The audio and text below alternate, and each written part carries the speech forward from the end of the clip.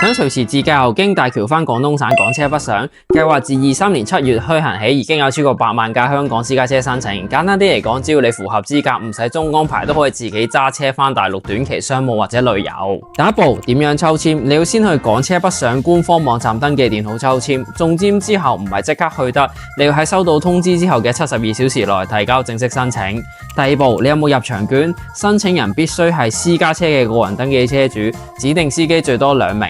必須同時有香港同內地兩地駕駛執照，記住 C 牌係唔合資格㗎。第三，點樣免試換領內地車牌？只要你有香港正式駕駛執照、身份證同回鄉證，親身去廣東省指定公安交管部門就可以辦理。做完體檢影相，最快當日就拎到證，完全唔使考試。第四步，中籤後嘅關鍵3招：網上申請，中籤後按時限入表，由運輸署同內地部門初步審批驗車同買保險，去指定中心驗車，同時購買符合規格嘅等效先認保險，預約通關，拎到電子批核證後，先可以網上預約出發日子啊！最容易卡關係驗車同上載保單啊！想拎份申請明顯 checklist 或者想知道邊度換證最快，留言不上，我 send 個懶人包俾你，幫你避開申請陷阱。